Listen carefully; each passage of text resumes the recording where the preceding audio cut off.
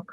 Well, welcome everyone to the Science of Gratitude with esteemed Dr. Paul Mills and Tiffany Barsotti at the Center for Lifelong Learning at the California Institute for Human Science.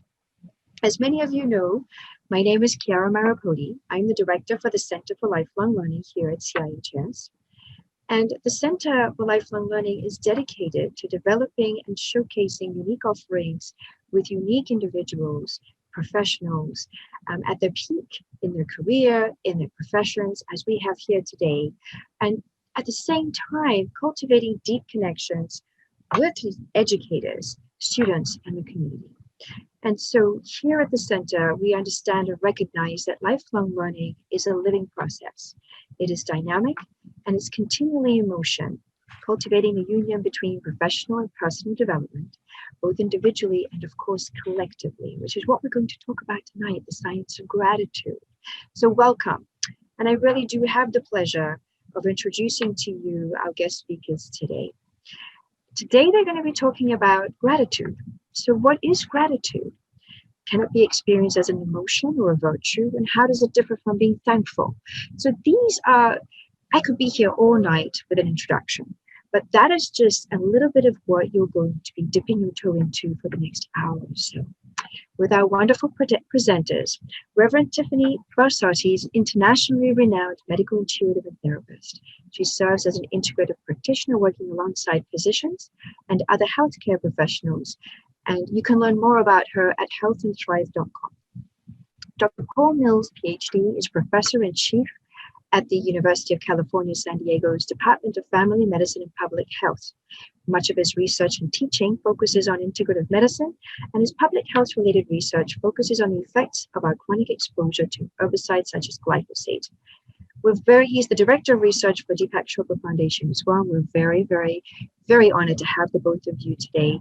Please take it away. The stage is yours. I'll be offline, but I will always be listening, and if you need me, I'm right here. Great. Thank you very much for the kind introduction, Chiara, and for the invitation to participate.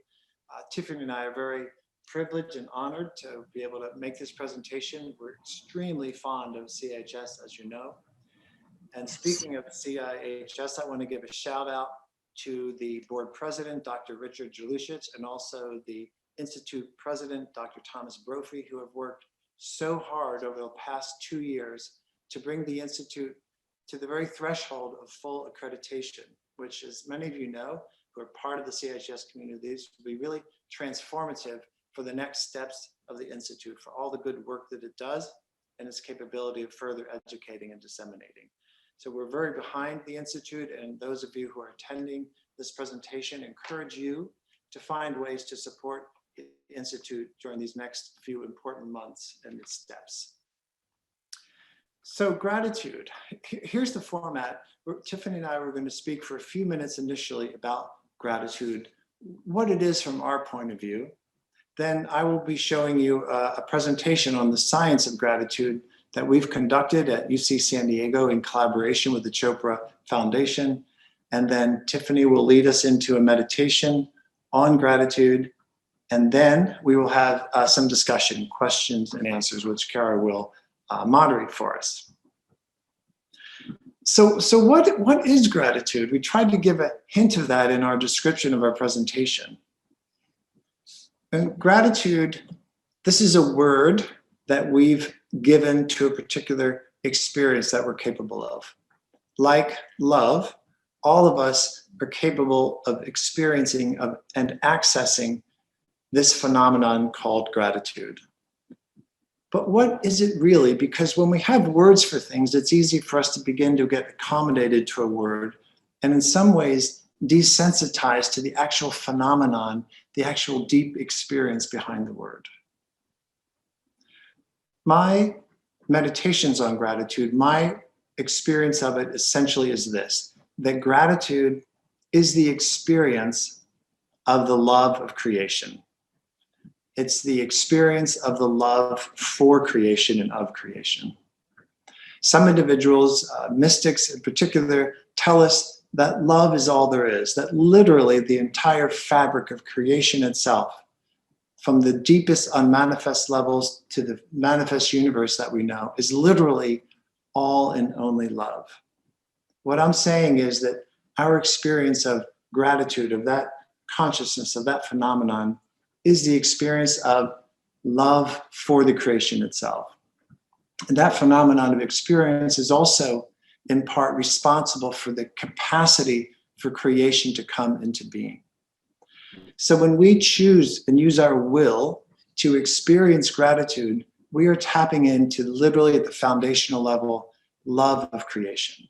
And we can access it when we desire, as you know, and sometimes it just comes to us unbidden, sometimes through an inspiration. It could be seeing something magnificent out in the natural world, or the experience with a deep loved one, where suddenly we're overtaken with what we're calling gratitude, this all-consuming experience. And one of the things we'll speak about in a bit is that gratitude, it's so very powerful and mysterious because it takes us out of ourself. It literally overcomes egotism, self-centeredness, and creates a kind of unifying experience of our consciousness with everything and everyone around us. And that is really the gift of gratitude. And I'll be sharing with you what the science is behind it. What happens to a person's mind and body and chemistry when they have an opportunity to dip into gratitude in a very systematic way. And it's remarkable. And we'll be getting to that in a few moments. So Tiff has some things she wants to share on this topic, and then we'll move forward. I so love your description of gratitude, of essentially the creator experiencing Yes. the love of itself Yes. in the form. You get that? And that is like a tremendous, and the form is us, but it's also us as us having a human inner relationship with all that is, us being creators. And in that, the experience of same in such beauty, there's such a profound grace in that. And what's interesting about the grace, as I use that word, gratitude and grace, from a Latin definition, come from the same root word, gratus. And as Paul was just sharing part of his meditations, when I sat in meditation, and we have had this before, where we had the experience of a presence, a being. And as we were meditating on this for the last few days, even more, the presence, the being, the essence that came at the forefront of our asking was this profundity. I mean, it's very much ineffable to put words to some of this, but the closest I have gotten in my own experience of that is in relationship to my high self. And in the high self, at least in the cosmology that I teach and I find that I most relate to, the high self is an aspect of the solar angel that comes from the galactic center, the central sun, that has, this sounds kind of harsh to say, but it's broken itself off in order for us to have an experience of it. And your meditation of what you were just saying also reminds me of that connection, is that, yeah, this is the experience of this profound way that we are of the cosmos, in the cosmos. We cannot make a separation from that consciousness that has created us. And so the opportunity to love ourselves from that light, to love others, to see another, to speak to another from that place. Wow, what a bliss to be able to come to it from just sheer gratitude. And it's not just thank you. Right. Yeah. Say more, please. I'll mention more of that when I get into the slides, but some people who are really scholars in this area very much differentiate for us the difference between gratitude and thankfulness and being thankful for something. And literally, that's just it. When we are thankful for something, it's for a specific, could be something we receive, a gift, and so forth. But gratitude is something else. It's a state of being, let's say, again, a state of being in love with creation itself and with everything and everyone in it. So it's not a specific response to something. It's just a state of existence. Yeah. Should I move the slides? Yes, go ahead. Okay. Okay. I'm just having a giggle because you said it's just the state of existence. Like. Okay, so I'm going to share some slides with you now, and see if this works. It does. Okay, good. Let's see, is this not working? Here we go. Nope. Battery. Okay, the battery died, so I will use my keyboard. Okay, so we've just been speaking about gratitude as literally the experience of the love of creation itself. Historically, it's not quite understood that way. It's understood as a classical virtue in many religious and theosophical domains. Here is a list of a multitude of virtues that are considered for human beings, and you can see I have highlighted that gratitude is one of those virtues indeed. Some groups break the virtues into different categories. The Buddhists have their list of the most esteemed virtues from that tradition. Christians have it. There's other more generic theological virtues and so forth. Aristotle himself created a list of 12 virtues which he thought were the most important and profound. You'll notice actually in his list, gratitude unfortunately does not exist there, which surprises me, but I'm not a Aristotelian scholar. Now, Marcus Cicero, he was a Stoic, the Stoic philosophy in about the 3rd century ancient Greece. And Stoicism is a philosophy which, as I understand it, reminds me somewhat of Buddhism. The Stoics placed themselves in a kind of state of mind where they accepted everything that was going on in their life around them. They didn't try to control or change things per se, but to be in continual harmony with life as it presented itself. Cicero was an amazing scholar. Marcus Aurelius, one of the great Caesars of ancient Rome, was a Stoic as well, and has written beautiful books about the philosophy.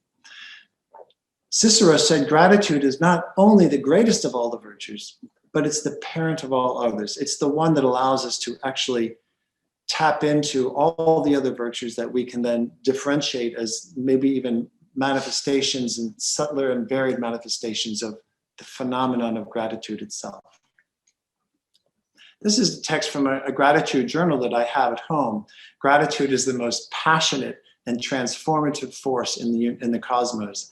And see, I agree with this based on this definition we were speaking about earlier, that gratitude, the energy of what we're calling gratitude, is actually that force which enables manifestation of creation itself. Jack Canfield, a very famous author, gratitude is the single most important ingredient to living a successful and fulfilled life. Now, this is Brother David Stendelhaas, and he's a very famous Benedictine monk. He's written and spoken extensively about gratitude, and I very much appreciate this quote from him.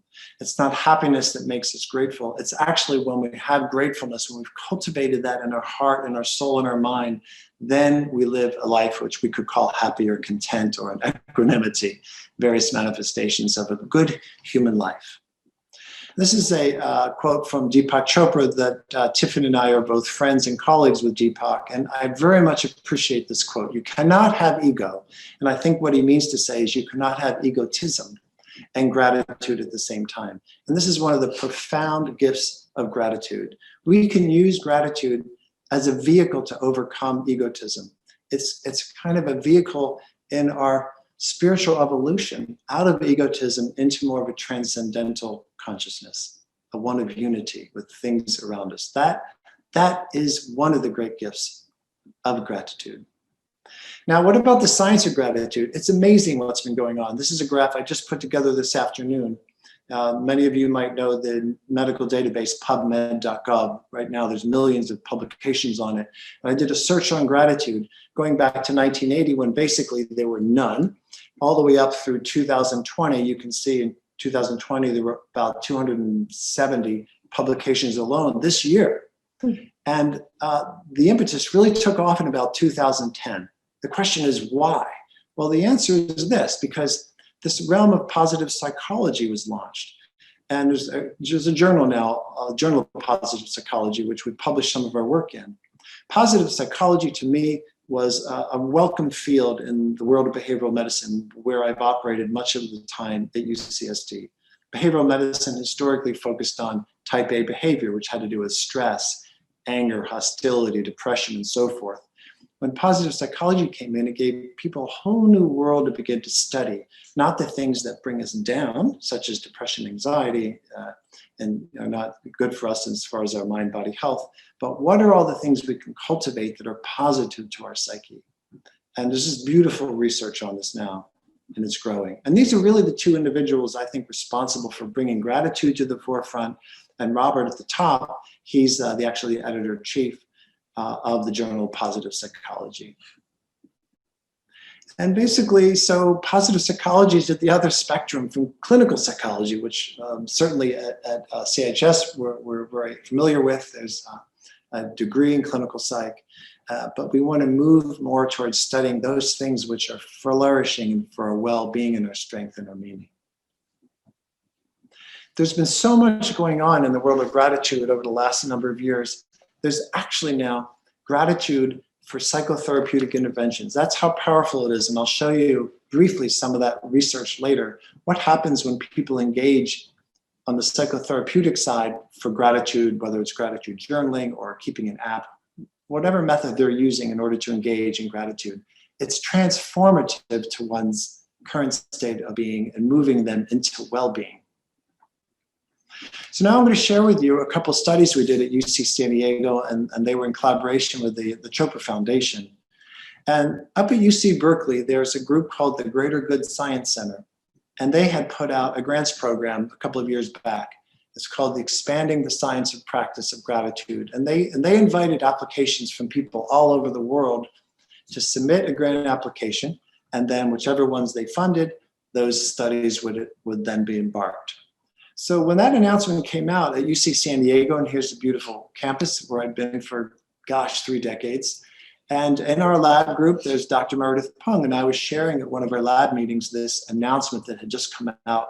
Someone is seeking grants on gratitude. Should we apply? Now, we've historically studied cardiac disease in various forms, from hypertension all the way up to heart failure. And so Meredith, we're sitting around the lab table, and she said, hey, there's this old aphorism, a grateful heart is a healthier heart. Let's test it. Let's write a grant to scientifically test if that's true. If people who engage more in gratitude, do they have a healthier heart than someone who doesn't do that so much? And can it be something used therapeutically for people with heart disease? So everyone shook their head, yes, let's do it. So we wrote up a nice proposal, we sent it in, and we were one of the few, 2 or 3 or 4, I think, funded in the United States. And this is the grant we decided to do. I mentioned we've been studying heart failure. Those of you who are in the world of heart failure might know there's different stages of heart failure. Stage A is, pre-heart failure, stage D is very advanced. And we decided to study stage B patients because they're the ones who haven't moved into stage C, which is structural disease. And there's a capability there to really put in an intervention and help them not to progress further in their disease. So our first study, we recruited almost 200 of these patients. And one of the things we did, we gave them this standardized gratitude questionnaire, which has been validated to how you fill it out. It means it's reflective of how much gratitude you have as a trait.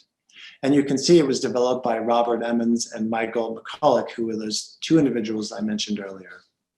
So we gave it to about 200 patients, and what did we find? Well, here are the findings. We found that those patients who had higher trait gratitude had much lower scores on the depression scale. Now, as you might know, depression is very common in heart failure, and it turns into a morbidity as the heart failure progresses. So here we found those who have more gratitude innately have less depression. We also found that those who had more gratitude slept better. So this graph, it's just a scatter plot, and the higher score of gratitude, which is a 7, you'll see in the lower right here. I don't know if you can see that arrow.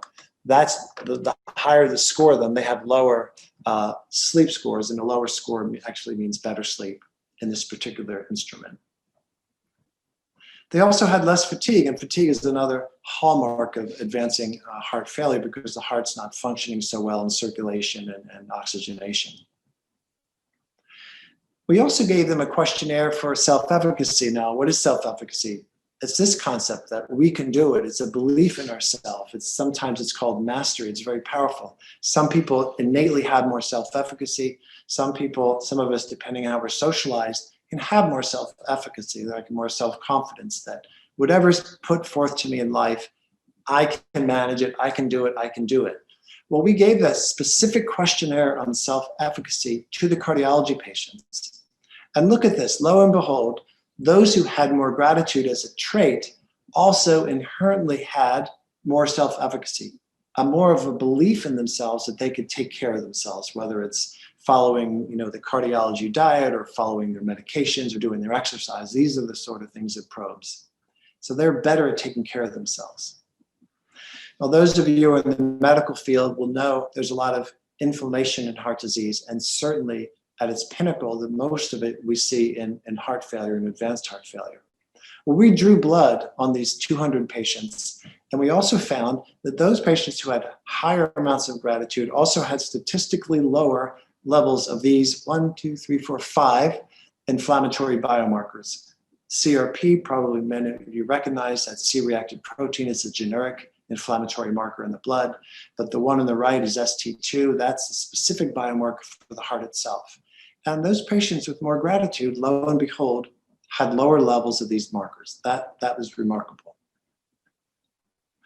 Very interesting feature of this particular study, and again, I can't help but think what we were saying earlier about, is it true that gratitude is kind of a love for creation itself? It's a very universal phenomenon. So we also gave the patients a questionnaire on spirituality, which typically gratitude is considered part of spirituality. And I want to share these findings. It was very interesting. So this box on the left, more spiritual well-being, we found that those patients who scored higher on a spirituality questionnaire also had less depressed mood. And that is a finding that's already out there in the literature, okay? More spirituality, less depressed mood. Now, we did something called a mediation analysis, which is a statistical approach. And in the mediation, what we did is we then introduced the scores from the gratitude questionnaire as what's called a mediator. And the question is, does gratitude have anything to do with the relationship between spiritual well-being and, in this case, depressed mood? And what did we find? Well, we found that spirituality was no longer related to depression at all. It had nothing to do with it. What it was is gratitude. And what it means is that gratitude is a mediator. It's the gratitude component of spirituality, which is a broader concept, if you would agree. But it's the gratitude component of spirituality that's providing the health benefits to the mind, in this case, depression. We found the same thing when we looked at fatigue and self-efficacy. Gratitude was the mediator of the benefit. So if we think of all the things that could be encompassed in spirituality, love and compassion, and in this case also gratitude, in this study, gratitude is the one with the power. It's the thing related to the benefit. So overall, summary of this first study, having an attitude of gratitude, cultivating an attitude of gratitude is very good, at least for this set of patients, for their psychosocial well-being and also their biologic well-being in terms of their blood. So these findings are good. I think maybe you'd agree. We published them in this journal as part of the American Psychological Association, Spirituality and Clinical Practice. Okay, a little humor. So there's a complaint line on the right, and historically, we don't express a lot of gratitude to each other, but I think I'm encouraging us to do more of that. So these scientific findings are interesting, but, and what do I mean by but? I've got a but, dot, dot, dot. I'm saying that because there's this feature of that, and some of you who are scientists and conduct studies, you're probably already saying to yourself, well, that was good. However, there's a weakness in this particular study. And what is the weakness? Well, here it is. The weakness is this. Correlation does not imply causation. And so what the findings I've been showing you so far are simply correlations. What do I mean by that? Here's what I mean. I, for example, said, hey, look at those patients who had more gratitude here in this lower level, and the more with this arrow, lo and behold, they slept better. That's really good.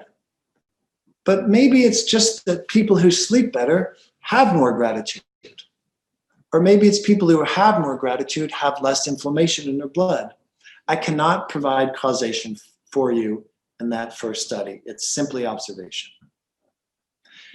However, these were very inspiring observations. I'd hope you'd agree. So when we completed the study and published the results, we decided to do another study. We applied for another grant, and we got funded, this time from the National Institutes of Health. And how do we overcome the limitation? Well, we conducted a randomized trial. We took more patients with heart failure, and we taught some of them to keep gratitude journal. And this is basically, we took some patients and we randomized to 8 weeks of a journal. We literally gave them a journal. We instructed them how to do gratitude journaling. We sent them home. And then 8 patients, they just stayed on what was typically called treatment as usual in research. And we did all the same markers again, questionnaires and blood at the beginning and at the end. So this could be more of an intervention trial. It's not going to be correlation. It's really going to be causation, because we're manipulating their gratitude. That's the point of an intervention. What did we find? Well, first thing, as you might expect, everyone's trait gratitude scores increased by keeping a journal, because journaling is one of the main techniques, and we could speak about this at the end, that people use to cultivate gratitude. You journal every day, you journal every day. And after a while, you don't really even need the journal, in the sense of you've cultivated this attitude and you just carry that experience of gratitude around with you all the time. So these patients increased their gratitude. And look, lo and behold, the journaling group here on the left, this is them. And they had this huge decrease, again, in these same biomarkers that we did in the first study. And the usual care group here, they had a slight increase, which is, or no change, but basically you would never expect to see a 20% sum drop in only 8 weeks in a group of patients who everything else about their medical regime remained the same. All they did was started journaling. I mean, I can't tell you how powerful of a finding this in the field of cardiology. I presented this finding at a cardiology journal, cardiology conference twice, and it's really been provocative for them. We also measured something called heart rate variability. For those of you who don't know what that is, this graph at the top shows an average heart rate. Here, for example, maybe my heart right now is beating at 60 beats per minute. For me, if I had exactly 1 second between each beat, that would mean I don't have any heart rate variability. It's just like clockwork. It's like tick, tick. And it turns out that's not really very good. What is better is variability. So here's another person below. They also have the exact same mean heart rate, 60 a minute, as I did. However, they've got variation. They've got 0.85 seconds, and then 0.9 and 1. The amount of time between each beat varies, and this is indicative of a very healthy, dynamic autonomic nervous system. And people who have good heart rate variability have much better health. It's been shown again and again in a multitude of, lack of illnesses. And we found that those patients who did the journaling, and particularly while they were journaling, had increased heart rate variability. So just by journaling, it was cultivating a shift in their autonomic nervous system, as well as the inflammation, which I already mentioned. So overall, this intervention study was very conclusive and supportive of the correlation study. We also gathered all their journals, and we had some undergraduate students typed all the text into a software program called Deduce. And Deduce is a qualitative assessment.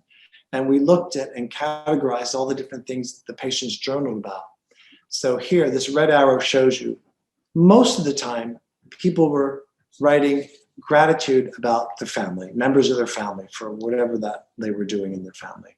Next, this is San Diego, mind you, they were very grateful for the weather. And then thirdly, people wrote about their health and safety. And then people also took the opportunity in journals to do some venting, where they would complain about people in the family and maybe the weather and so forth. But so we've been looking into, are there any relationships between what you journal about and the benefits of journaling? And it turns out there's not. It's just as long as you're experiencing gratitude, whatever you're focusing on, you're getting the benefits, which makes sense. So in summary, these two studies were very confirmatory of each other on the beneficial effects and the significant, I think, very profound effects of cultivating gratitude. In this case, for our cardiovascular health, but we could go beyond that too, which I'll show you in a few moments. And we also published this in a journal called Psychosomatic Medicine. And myself, Laura Redwine, a colleague of mine at UC San Diego, and Deepak, we wrote this editorial also for the APA. And we titled it, well, a grateful heart may indeed be a healthier heart, that ancient aphorism is actually true based on the science that we put together.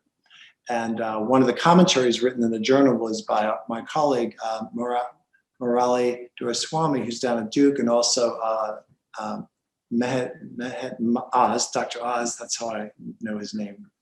They wrote this commentary also supportive of our publication, which was very nice. And then about a year later, the Greater Good Science Center hosted a special on the science of gratitude, and Susan Sarandon hosted it. And our research that I just shared with you was named the #1 top research conducted by all the studies that they had funded. So that was very gratifying for us that we were able to contribute something meaningful, and we hope transformative in the scientific literature. I also want to share that we did a BioWell study at UCSD. Tiffany, as many of you know, is a master teacher of the BioWell internationally.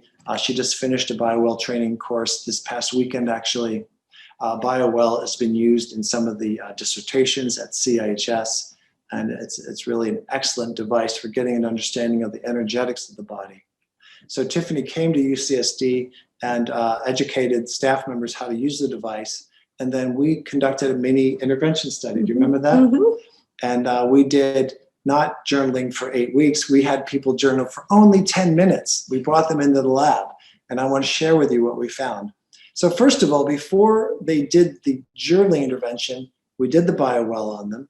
And we also gave them the gratitude questionnaire, that's 6-item one. And what we found is those folks who did this mini study, before they even did their journaling, those who had higher trait gratitude also had less stress on some stress questionnaires we gave them. They had more energy on an energetic questionnaire we gave them. And then on the BioWell, they had a higher chakra index, which Tiff could explain. And they also had a higher cardiovascular health index, which was very consistent with the other studies I mentioned to you. But then when they did their 10 minutes of journaling, we said, just write about something you're grateful for. There were further changes. So here, for example, the cardiovascular health index, and could you comment on what that means, Tiff? That went up significantly with 10 minutes of gratitude journaling. Mm-hmm. So what does that index mean exactly energetically? So with the BioWell, we're measuring the stress and energy in the body. So when energy increases, it can mean a state change. It can mean a level of excitation, and also, and it's neutral whether or not it would be, from a negative cause or a positive cause. Obviously, this was more from a more elevated mindset, and that is also something that we're looking at in the BioWell. Is the mindset, is the emotional component, the energetic component, and how your body is interrelating with that new information, real time. So to have a 10-minute study like this where you actually can really get something statistically valid is absolutely possible. And that's what happened. Yeah. So in the BioWell, there's also several different measures for cardiovascular health. There's the coronary vessels, so the amount of energy increase, as well as literally the anatomics of the heart. So how well, in using the meridians, how well is the heart communicating body-mind, spirit-wise? It's utilizing all of the interactivity of all of our bodies, you could say, our mental body, our emotional body, and our physical body together. So you're seeing that for the anatomical aspects as well as the mind's influence over our emotions. The mind's influence on emotions. Beautiful. Okay, so there was a cardiovascular health index bumped up. Chakra alignment, that's another feature of this, the BioWell that those of you who know it from CIHS are familiar with. That index increased from 10 minutes. And then also what's called the chakra index, which is just an overall energetic. I'm laughing because it's misspelled. We got charkas. Oops. I take ownership over that. That's funny. So what else is going on in the world of gratitude research? I'm just going to page through quickly some summaries of other studies. So people had been putting EG leads, 64 and 120, beyond that leads of EG, and then running people through different emotions. And here you can see they induced amusement, awe, gratitude, hope, inspiration, joy, etc. And they find that each of these has a very unique signature of the EG, and gratitude being one, also having a unique signature. People have done similar studies, not EG, but doing fMRI, functional magnetic resonance imaging of the brain, and looking at coupling of the brain and the heart with gratitude, finding very significant changes when people induce gratitude when they experience it. There have been other studies now looking at cardiac patients, and this is a study that showed that gratitude modulates in a positive way heart rhythms, that enhances the mental health, which gets back to some of the things you were just describing. So it's very, very profound and beautiful and growing research. People who do work with veterans and PTSD have also been looking at protective factors such as gratitude and reporting these in large studies, also of benefit. Gratitude journaling is now being used for the management of people with suicidal ideation, and the findings are very encouraging. Many more studies, but I just wanted to give you a taste of it. But what's missing from the literature? What hasn't been done is along the lines of this image. So this, those of you who are in sciences, the Kaplan-Meier survival curve, no one yet has put forth money to say, okay, let's do a randomized trial here to this group. You're going to do gratitude journaling for 5 years or whatever it's going to be. And you guys are controls, and we're going to see who lives longer, who gets less sick. No one's done that. That would just be a lot of money, and nobody's interested in funding such a massive study. However, there are other studies that have been able to get at this question, whether is it true that people who practice and have more gratitude and other positive psychologies, are they living longer? Do they have better health? And here is one of those studies. This was a review that came out of Harvard a couple of years ago. They did what's called a meta-analysis. They pulled every study in the literature they could find that had gratitude and other positive psychological traits in them that followed people prospectively. And they created several constructs. One of them was called a positive affect construct, and you can see in the bottom. And this is one where they combined in the studies the gratitude scores, life satisfaction scores, and life purpose scores. And that was one construct. And then they did another one where they combined here optimism and hope. And what did they find? Well, this was a huge systematic review, 30 prospective observational studies. There were over 14,000 patients within this meta-analysis. And they also had lots of biomarkers like we did at UCSD and other relevant factors to health and morbidity. And what they found, this massive meta-analysis, there were significant positive associations between this positive psych constructs, including gratitude, and subsequent health outcomes. And this was relevant to rehospitalization for these patients as well as mortality. So the positive constructs were essentially related to reduced risk of rehospitalization if they had been hospitalized, and also overall reduced risk for mortality. So this is profound. This is as close as we've gotten to an actual study devoted to looking at this specifically for gratitude only, which again, I don't know if anybody's funded because these sort of things cost millions and millions of dollars. But this group at Harvard was able to get the question from another way and found very, very supportive and encouraging data.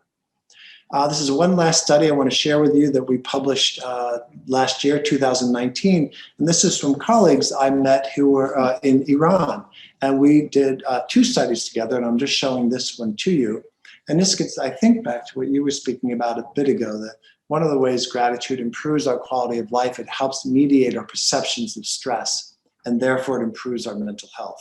I mean, just in summary, if you think about the initial depression studies, findings I was sharing with our heart failure research, that gratitude was associated with reduced depression. And that's because I think when we engage in gratitude, remember, it helps us overcome our sense of egotism, our sense of isolation, of our sense of meanness, and it reconnects us out to our environment. That is a profound antidote for stress, depression, and improves our mental health. So thank you. That's our kind of formal presentation at this point, collaboration with UC San Diego and Heal and Thrive. And so I'll give it over to you, Tiff. I know you have a meditation for us. And then from the meditation, Chiara will be moderating, I think, some questions if any of you have questions. So I'm going to stop the share screen and we'll take it from there.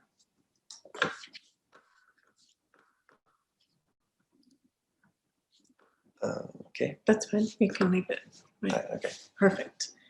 It's so beautiful. Also, something that when I was doing some research, Paul, we didn't discuss this, but that piece about causation and correlation, there actually is a brand new study that came out of Spain about dopamine being increased and associated with better sleep and the practice of gratitude. So it's kind of interesting because dopamine is one of the regulators at the pineal gland to help with their circadian rhythm. So that there is actually something to support that. Also, there was some research done with, it was kind of funny the way it was written, because it was a group of people who were looking at the pleasure centers about gratitude, and they did a group that had orgasms, and then they had a portion of the monks. Pretty much, I know, that's what's funny. The monks obviously probably had a vow of celibacy, so they did their compassion meditation. Anyway, the results were very similar in that it fired up in similar regions of the brain and also similar dopamine cascades. So it was just, I thought that was kind of cute. Because of course it raised to me the same question of like monks as I was reading along. How did they do that one? So it was a different meditation. Yeah. Anyway,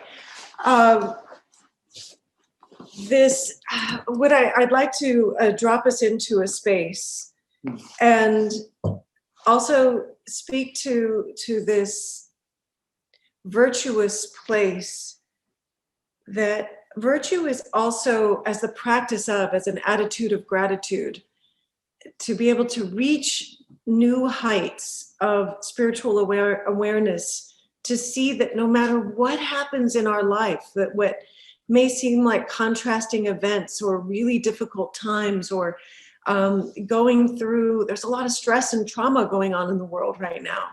And being able to transcend stress is a mark of our spiritual ability, and it's our vagus nerve, which I've done some of my research, is a very reflexive system, and the more that we can entrain our brain and our nervous systems with this quality of what we're talking about, really speaks to us being able to have a virtuous life. So not just having this as an idea, but a virtue is something that is cultivated. It takes time. It takes patience with ourselves to be able to have the attribute of something that we could call virtue. There's a course I teach called From Vows to Values to Virtue. And those are very distinct steps, and I see them as, I hope to become more virtuous in my life as I get older. So that's just a concept and an idea that I wanted to bring more to light, given what you just shared. That was, it's been helpful to me to make a mental shift of, okay, that thing didn't happen to me, it happened for me. And if I make that mental shift, then I don't feel like a victim. I don't feel like I am just a sitting duck in the experience of life and that everything is out to get me. It's literally a mental shift of, that happened for me. So how do I see it in the grace, the graceful acts? Because that's really all there is. All there is love. All there is grace. And so for us to be able to truly live in that, that's the practice. You're stoic. From your mouth to God's ears. Okay, let us ground. Before we go up, we must go down. As we drop into space and just being aware of the contact points of whatever is holding your physical body right now, a chair, a bed, the floor, the ground, whatever is holding you. Be aware of these points of contact and let your breath go there.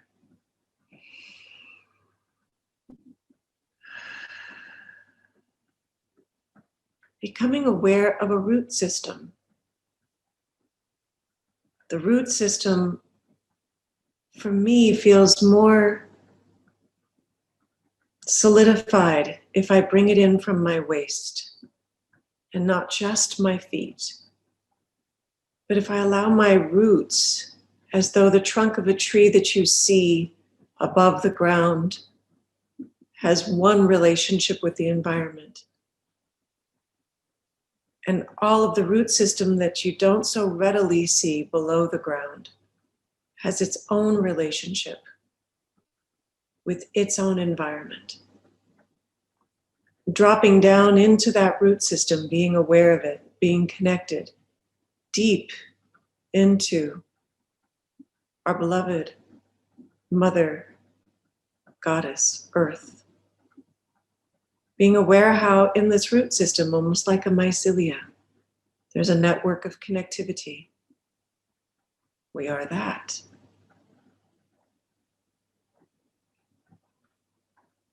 These root systems are like a respiration unto themselves. You can drop things that no longer serve a useful purpose down to your root system and let them be fertilizer.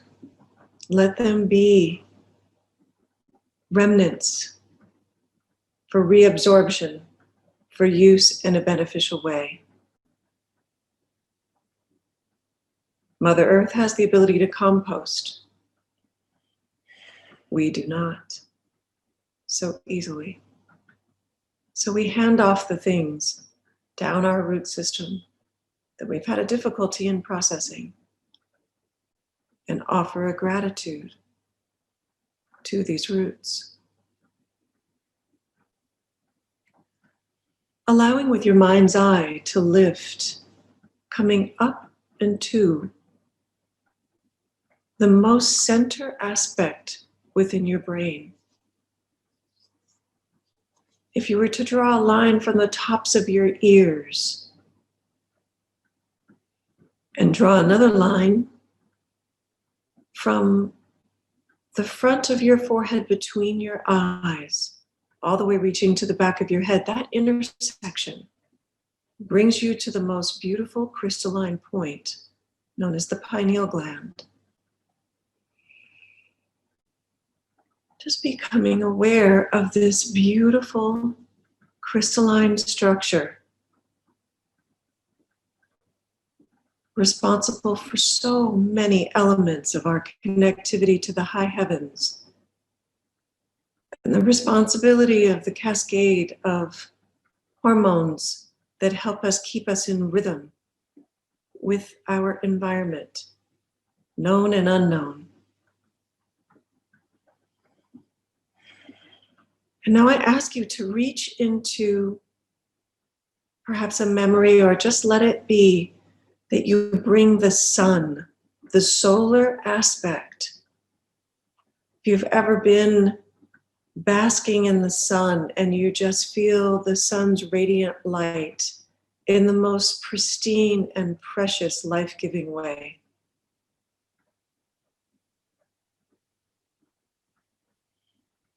Letting the sun's solar radiance come into this beautiful crystalline structure, the rays giving a prismatic, reflective quality.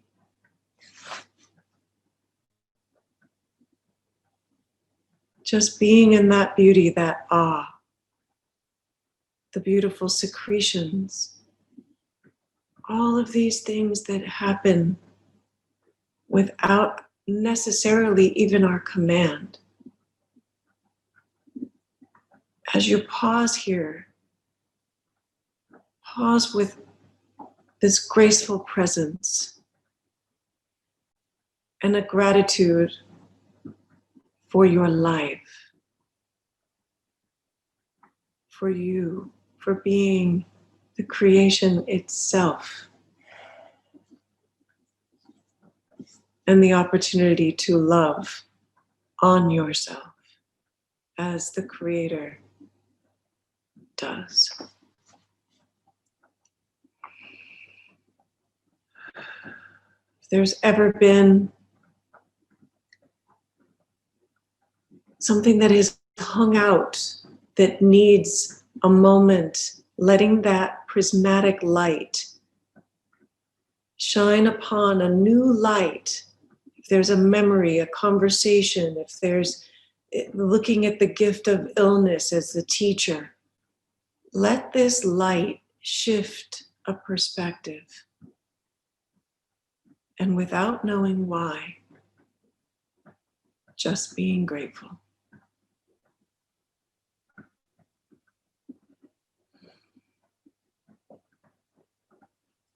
Just being in awe. And allowing the secretions of that to then run down through, like an elixir, through your root system, grounding you back in to this present moment now. As you choose to have the prowess of your own grace in action, in the love for yourself.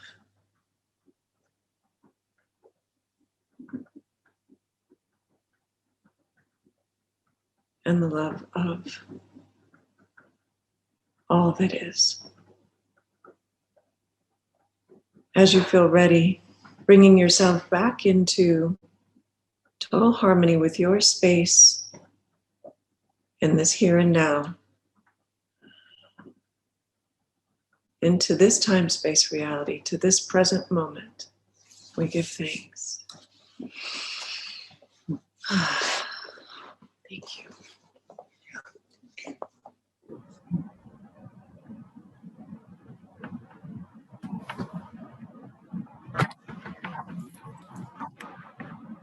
Do you want to wait a few moments for people to find themselves again and to bring themselves into present time? Or as is needed. Okay. So, having said that, I'd like to thank you so very much for this wonderful hour, transformational hour, both of intellectual quality and also absolute presence and transformation through being. So a wonderful example of an integrated approach of ontology and epistemology. So, and this is what CIHS and the Center for Lifelong Learning is all about. We did this tonight. During this most auspicious time when we're going to be giving thanks for the next week or so for everything that we have and everything that is about us that has graced basically the presence of grace in our lives. So I want to thank you ever so much. Let's have a look at some of the questions that we have. So this is a long one, so I'm going to read it as I've received it, it seems as though the studies were more keenly focused on cultivating thankfulness. So, for example, thankfulness for family, nature, and so on. Then gratitude, based on the opening definition, question mark. Also, gratitude journaling is usually taught as such as well, listing what we are thankful for. Curious on teasing out the definitions a little bit more and the degree to which cultivating thankfulness moves one towards that love for and of creation and the notion of living in a state of being as such. So that's our first question. Yeah. Yes. Well, thank you. What a keen observer you are, however put that forth, and I so much appreciate it. And Tiffany and I were actually chatting about this very thing last night. And I was speaking about how this differentiation of thankfulness and gratitude, but it's typically thankfulness gets us to gratitude. And I was joking, I said, it's kind of the way core power yoga, which really is not yoga per se in the great traditions of what yoga is. Yoga is such a comprehensive system. But when you begin places like core yoga, just the postures and so forth, it eventually helps a person evolve and they start accumulating more about what the entirety of the system is, the different gifts that it has to offer.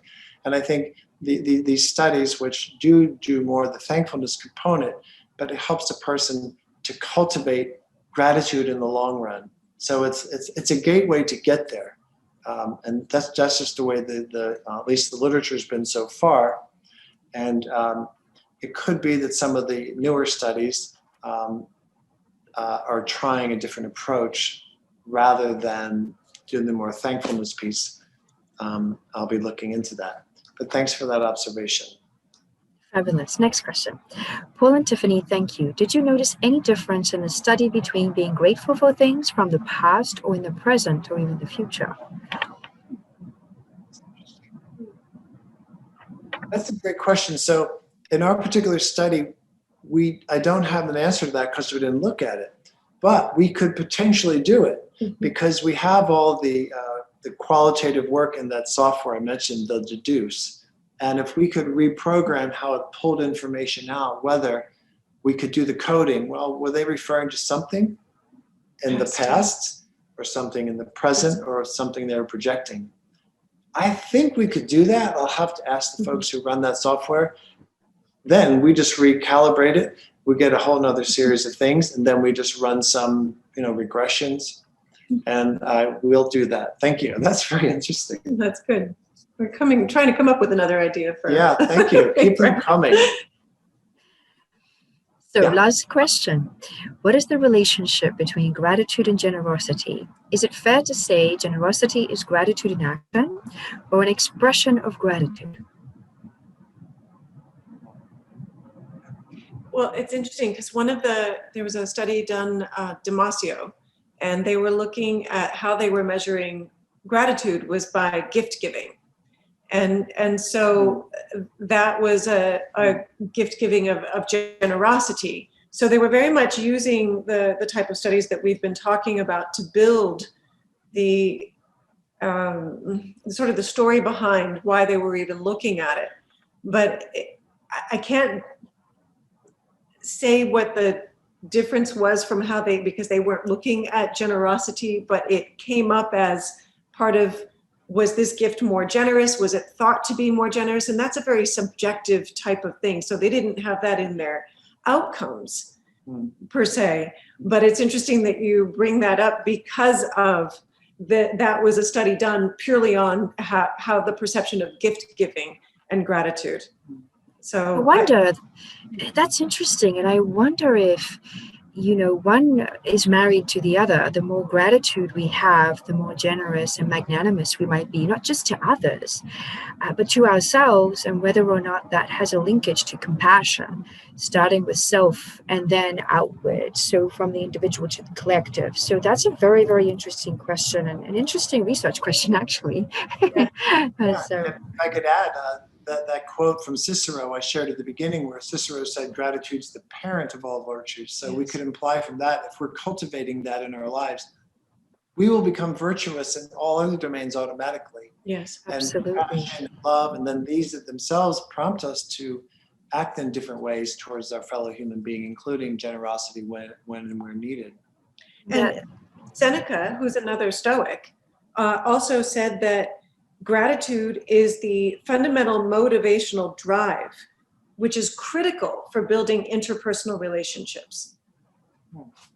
So it's the Stoics, you know, they really spoke a lot to virtue, and Yeah, they were all about virtue. They were all about virtue, and both Cicero and Seneca had that in mind about the mother of all, or the parent of virtues. And that makes sense, and it's super fascinating to think that by just in this small hour that we've spent together, that gratitude can be so profoundly, physiologically, emotionally, and spiritually transformational.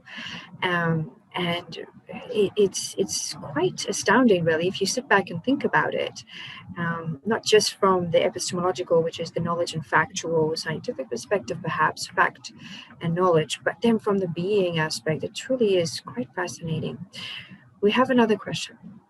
If one starts practicing gratitude regularly, how long would it typically take to lower inflammation levels in the body? This individual has been practicing yoga for years, but recently discovered that her or his CRP levels were high. Thank you for this beautiful session. You're very welcome. Thank you for participating. So that's an interesting question. So my answers are as follows. Number one, we showed in that pilot study with Tiffany in the biowell that just a brief 10 minutes had transformation on the biology of the person, as indicated through the biowell, as far as cardiovascular health and reductions of stress. Then the other study was an 8-weeker where we showed this 20% drop. So I would say certainly within 8 weeks, we could say that from the evidence. I suspect it would be much sooner.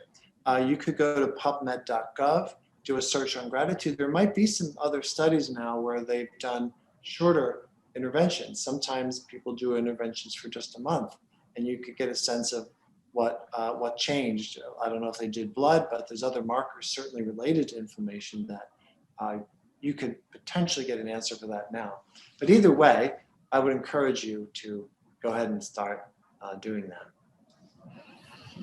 Wonderful. I don't have any other questions. Does anybody have any questions that they'd like to share? Let's open up a little bit so that they can talk and people can unmute themselves, and let's see if they would like to talk and ask questions directly, since we've done that now. Great.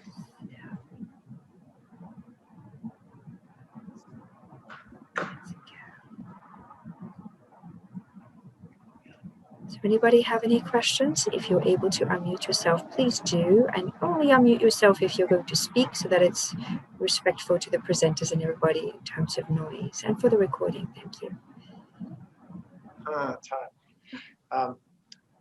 Well, while people are musing, I had an insight during Tiffany's meditation I want to share, and it had to do with the phenomenon of course, the gratitude piece.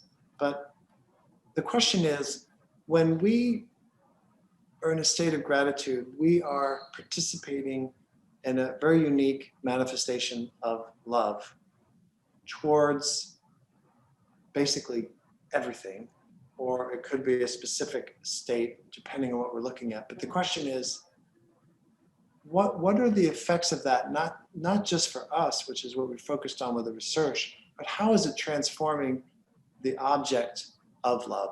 What happens really when we enable creation to experience more of its love for itself? What's happening there? Is that transformational in and of itself for creation too, as well as our own self?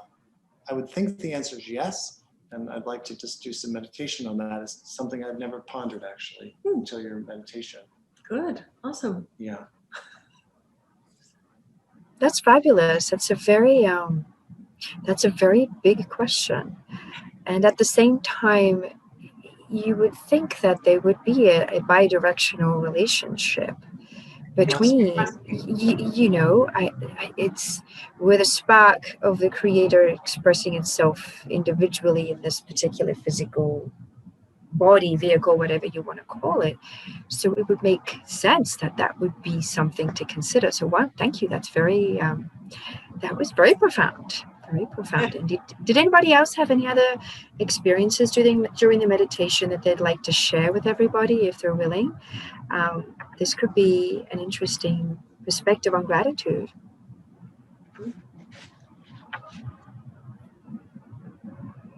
Feel free to unmute yourselves and you're able to share if you wish.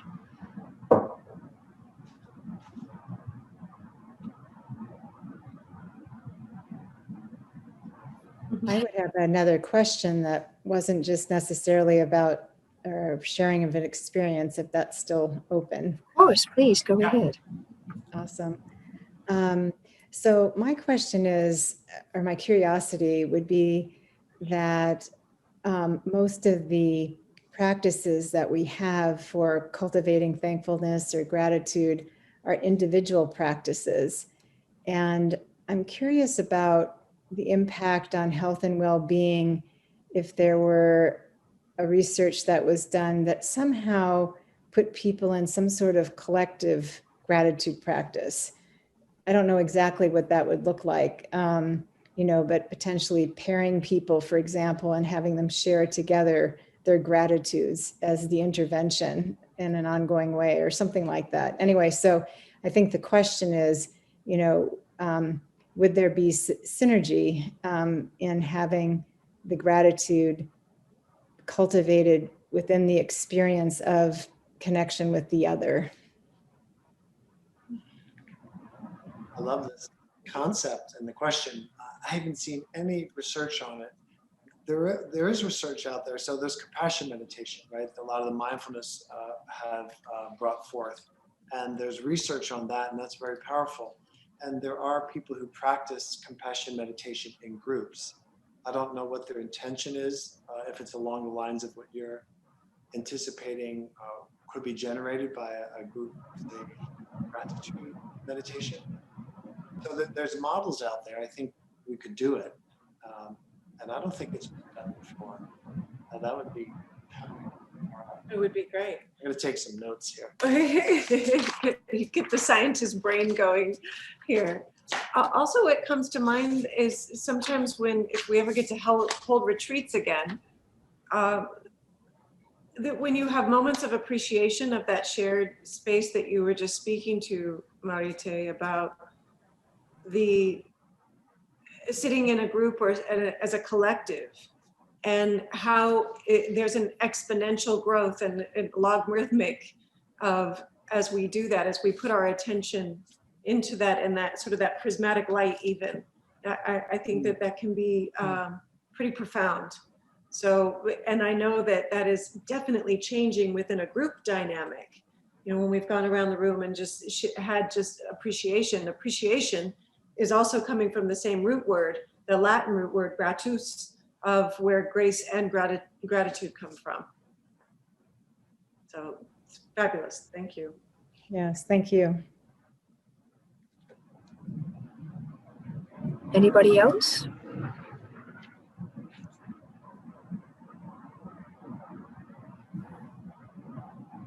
Lovely to be together. Yeah, it's lovely to be together. Thank you for inviting us. It is, absolutely. Well, if there's no other questions, is there anything else that you would both like to add before we close tonight? Yeah, for me, just primarily that final piece and insight. And I think getting back to Rite's point about meditating together and conjuring gratitude, letting the inspiration of that come into us, how transformative would that be for everyone in the group? By definition, everyone question. So I'm grateful to CIHS. Thank you for the opportunity. And again, those of you who are on the call, if you find inspiration to help support CIHS, I know some of you who are on, of course, are doing that on a daily basis, knowing who you are, but find ways to help this make it to its next transition. Well, I want to take this opportunity to thank the both of you so much for this wonderful and transformational experiential presentation. And for all the participants for choosing to be with us here this evening for this event. And there will be a survey link that will be sent automatically to everybody as soon as you close this window. Please give us some feedback so we can continue to create these incredible events for you and the community at large. And I've shared with you and also the Dr. Brophy, our president, shared with you the link to support us during our gratitude campaign. We very much appreciate that, so that we can bring more of these type of events for you. We can continue with the graduation programs and enhance them and the research that's required to do things such as this and gratitude research. And also a reminder that CIHS does offer degrees if you're interested. We have bachelor's, master's, and PhDs in mind, body, and science. So visit us at our website, and Dr. Joe Pulko, our admissions, Dean of Admissions, will be more than happy to support you and help you with that. Or you can contact me and I will support you going forward. So this webinar has been recorded and a copy will be sent to you in about 5 days or so. And remember, as we've said before, we are a 501c3 nonprofit, and we're empowered by generosity of individuals, corporations, and foundations who believe in what we do to illuminate humanity through science, research, education, and public programs. I'd like to thank everybody again. Thank you so much for being with me tonight. I hope to see you again at our next event. Good night.